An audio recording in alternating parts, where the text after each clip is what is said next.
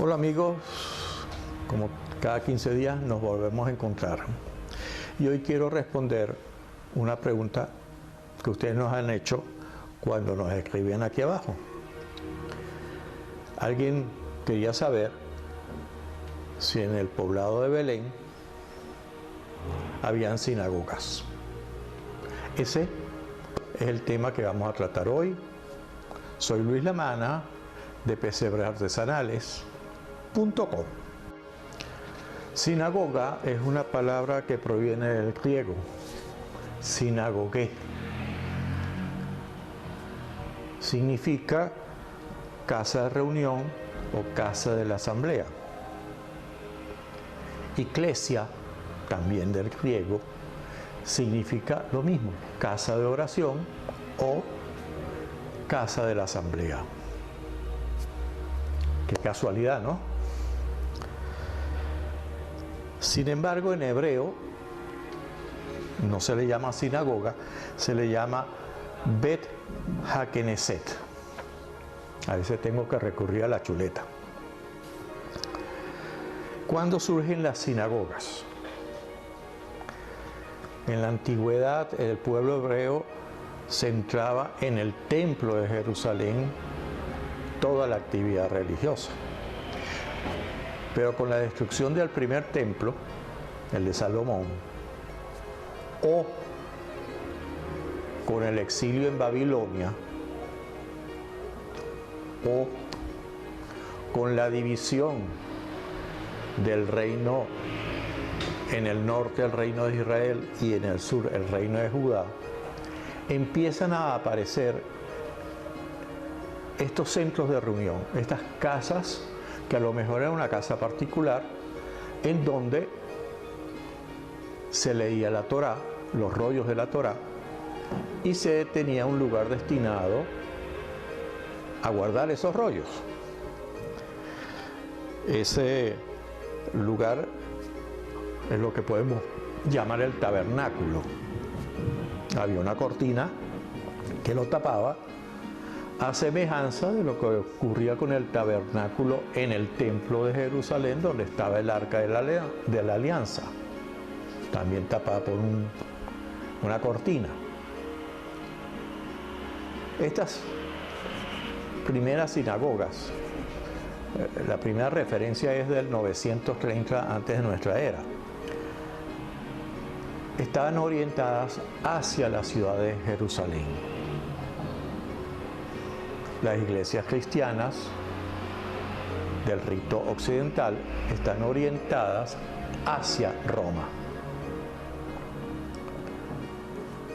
Pero ambas empezaron siendo una casa particular en donde se reunían las personas a leer lo que consideran los textos sagrados.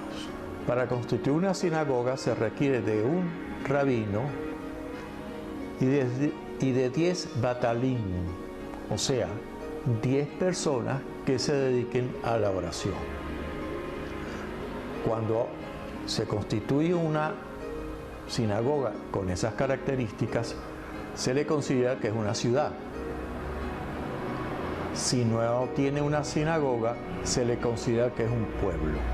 Frente a ese tabernáculo, siempre se mantenía una lamparita encendida. Muchas veces era la séptima lamparita, la Mevorac, la central, que permanecía permanentemente encendida. En las iglesias católicas orientadas hacia Roma, existe una cosa que se le puede llamar tabernáculo o sagrario, en donde está lo más representativo para el cristiano, que es el cáliz con las hostias consagradas, y siempre se mantiene una vela encendida.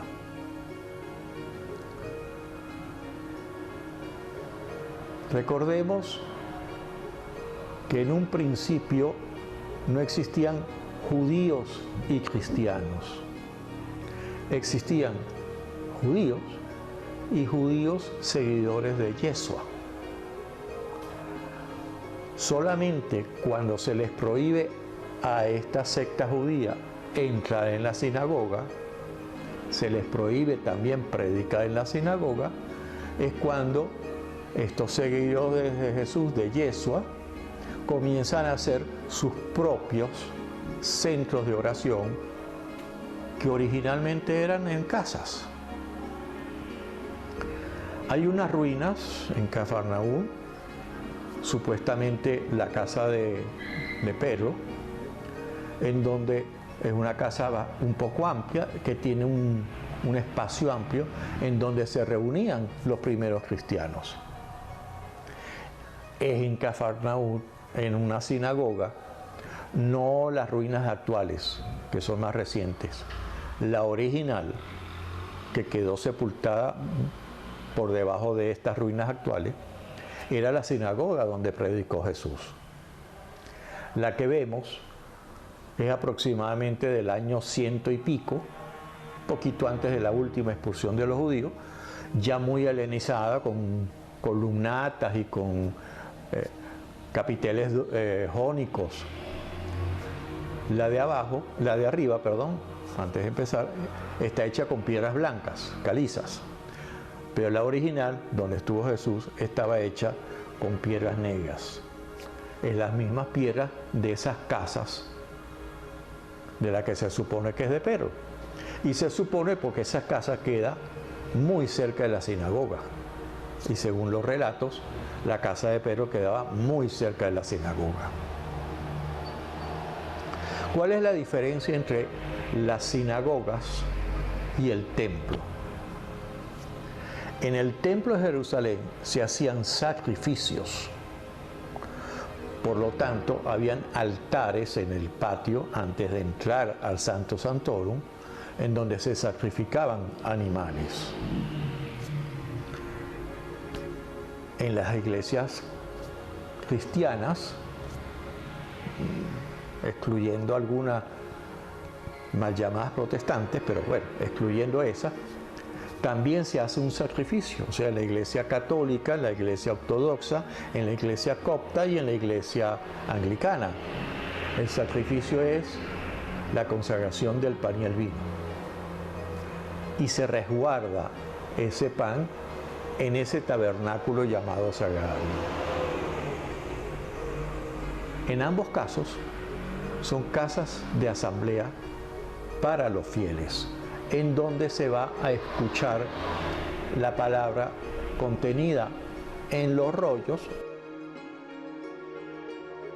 o en los libros. En Belén existían sinagogas. ¡Wow! Lo único que se me ocurre es pensar que cuando Jesús nace en Belén, sus padres, para completar el rito de la circuncisión, se trasladan a Jerusalén. Si no había una sinagoga con un rabino que pudiese circuncidar y se trasladaron a Jerusalén,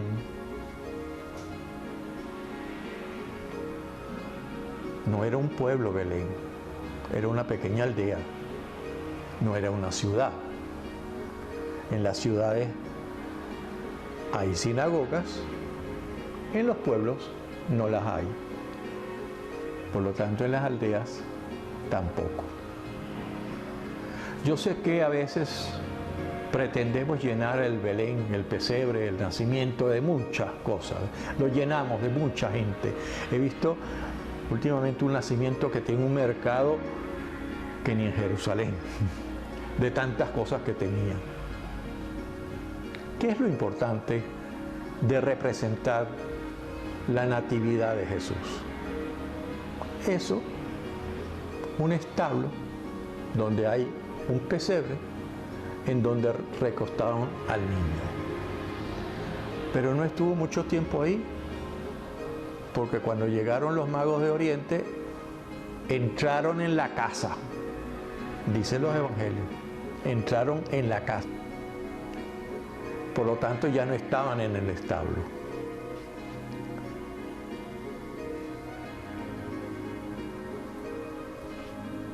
Otra característica común que tienen las sinagogas y las iglesias es que en el frente tienen un podio, una tarima. La tarima tiene dos nombres en el judaísmo. Para los judíos sefardíes es la tebak, pero para los judíos askenazíes es la bimak. El púlpito de las iglesias católicas es también en una tarima un poco más elevado. Desde ambos se leen las escrituras. Unas se orientan hacia Jerusalén, las otras se orientan hacia Roma. Del resto, no sabemos cómo eran las sinagogas antiguas porque todas fueron destruidas. Las que quedan son posteriores a la expulsión de los judíos de la tierra de Israel, la tierra de Judá, y tienen una base romanizada, helenizada, tipo basílica. Que por cierto, basílicas no eran las iglesias en el Imperio Romano. Basílicas eran los juzgados. Y qué casualidad, las basílicas y las iglesias católicas, muchas de ellas, las anglicanas también, perdóneme que los excluya, las ortodoxas, en la pared del frente tienen 3 nichos. Otras similitudes. Y si nos vamos a esos otros seguidores del Dios de Abraham, los musulmanes, veremos que también tienen una tarima con un nicho donde se guarda el Corán, y desde esa tarima es que se instruye al pueblo y se hace la oración. Claro, la orientación de las mequitas es hacia la Meca, la ciudad sagrada del musulmán. Pero en el fondo, estamos hablando de lo mismo. En el fondo vemos una pagoda budista y estamos hablando de lo mismo. Un sitio donde se reúne la gente para escuchar la palabra sagrada, hacia una tarima en donde, en forma elevada, desde un atril, se nos lee los textos que consideramos sagrados. Volviendo a la pregunta del Belén, he visto un Belén hecho por alguien de Italia, muy bonito, muy bien elaborado, con muchos detalles, con una torre al lado del nacimiento y encima de la torre una cruz. Hoy consideramos la cruz como un elemento cristiano, pero no lo fue en el principio. La cruz era un elemento donde a los ladrones, a los revoltosos, a los terroristas, era el suplicio. Es como si pusiéramos en un templo de alguna religión una horca o una guillotina. El símbolo original cristiano era el pez, porque sus siglas en latín nos recordaban al Cristo. Nunca es más repetir. Lo más sencillo, lo que más nos lleve a la representación del nacimiento humilde de Jesús, basta y sobra. Si les gustan estas charlas, escríbanme aquí. Si tienen preguntas, escríbanmelas aquí para poder seguir haciendo otras charlas. Continuar durante este año 2021 con esta cita quincenal.